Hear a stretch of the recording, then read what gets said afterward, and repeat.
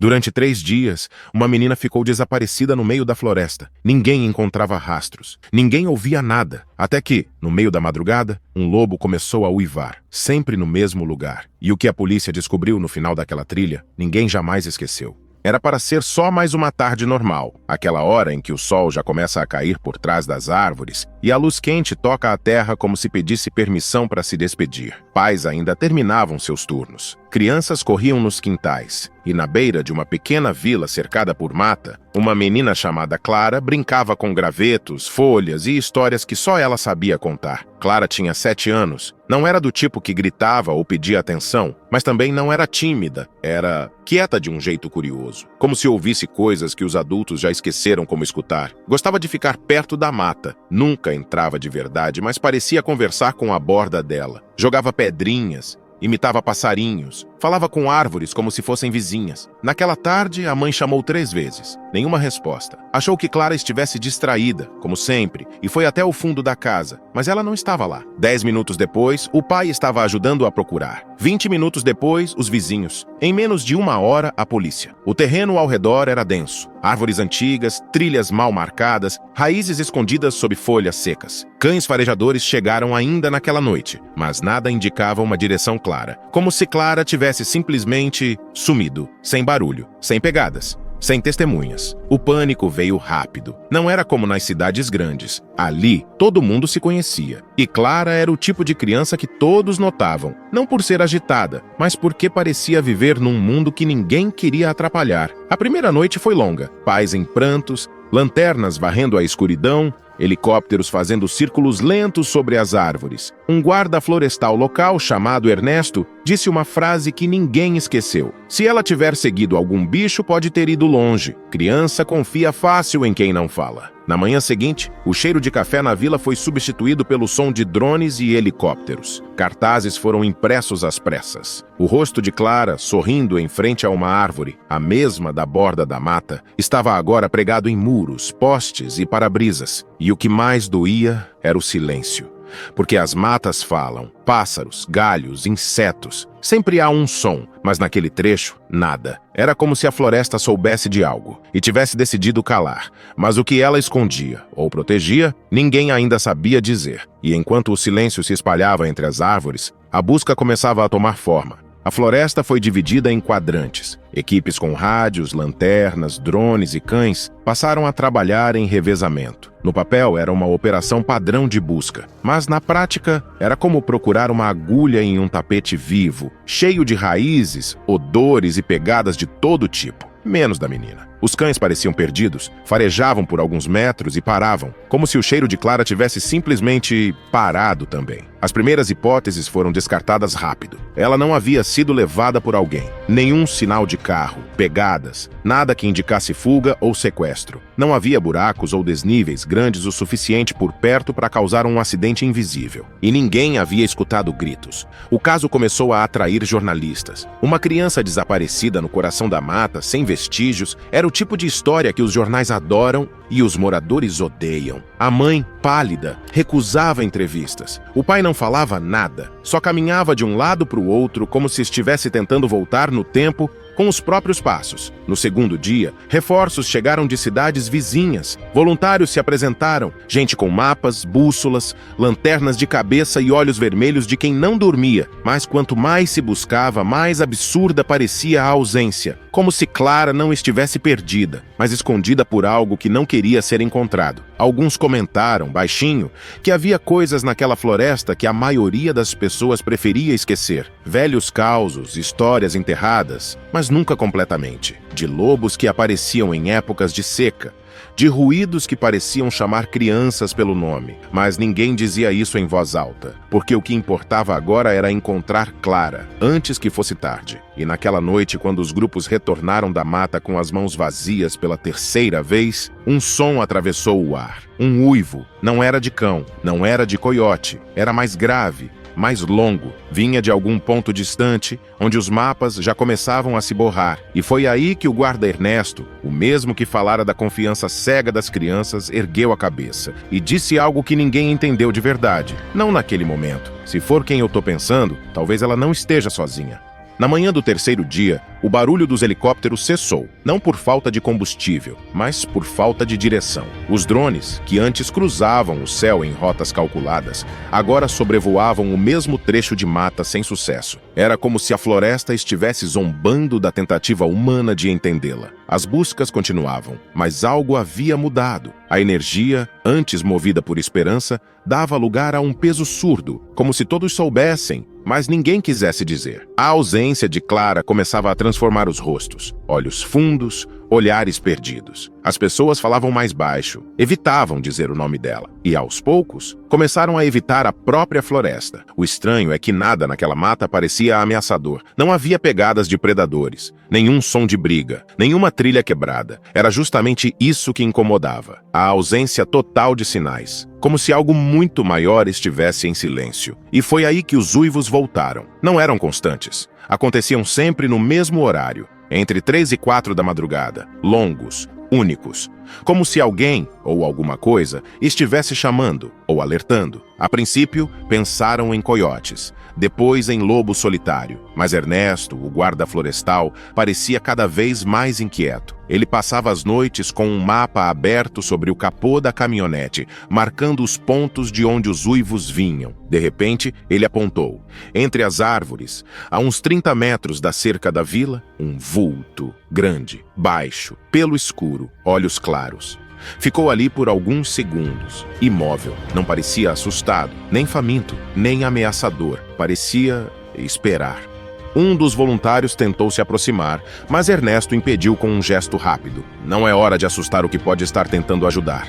O vulto sumiu entre os arbustos, como se nunca tivesse estado ali, mas deixou algo para trás. Pegadas profundas, longas. E no centro da terra revirada, um tufo de pelo branco. Os especialistas foram chamados. Não era de cachorro, nem de coiote. Era de lobo. E não qualquer um, de uma subespécie rara, praticamente extinta naquela região. A notícia se espalhou. Alguns entraram em pânico. Outros quiseram caçá-lo, mas Ernesto mais uma vez disse o que ninguém queria ouvir. Se esse lobo quisesse machucar alguém, já teria feito. Naquela noite, os uivos não vieram, mas uma câmera de movimento captou uma imagem. Na trilha antiga, aquela que os cães haviam ignorado, o lobo estava parado, de frente, olhando fixo para o nada, ou para alguém. Na manhã seguinte, Ernesto voltou à mesma trilha. No chão, marcas frescas. E algo ainda mais estranho, pegadas pequenas, descalças, logo atrás das do animal, como se alguém estivesse seguindo ele. O mapa de Ernesto começava a ganhar forma. Os pontos onde o lobo havia sido visto não eram aleatórios. Formavam uma linha torta, mas contínua, como se ele estivesse contornando algo, ou conduzindo alguém. Naquela manhã, Ernesto levou 2 policiais até a entrada da trilha antiga. Era um caminho esquecido,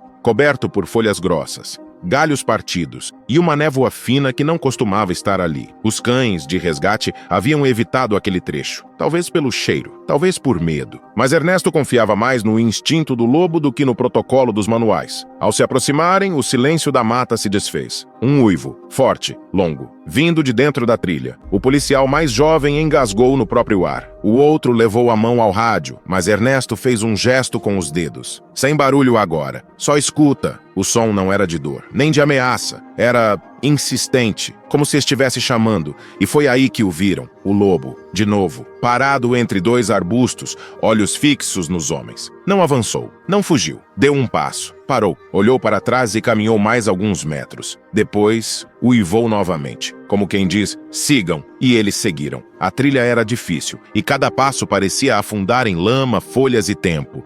A vegetação se fechava com o avanço, como se o próprio lugar não quisesse ser percorrido, mas o lobo continuava, sempre alguns metros à frente, nunca longe demais, nunca perto demais. Às vezes sumia, depois reaparecia mais à frente, como se testasse a coragem deles. E então, após quase 2 horas de caminhada, o animal parou, no meio de uma clareira circular, onde o chão estava marcado, como se alguém tivesse dormido ali. E do lado oposto, algo se moveu entre os arbustos, pequeno, frágil, humano, clara, encolhida, respiração curta, roupas rasgadas, pés descalços, os cabelos colados de um lado com terra úmida, mas viva, Um dos policiais deu um passo em falso, o galho estalou e ela se assustou. Olhou com olhos arregalados, como se não reconhecesse mais o que era humano. O corpo tremia, mas os olhos estavam abertos. E então, antes que alguém dissesse qualquer coisa, uma sombra cruzou a lateral da clareira. Baixa, rápida. O lobo, ele estava ali, a poucos metros, sentado,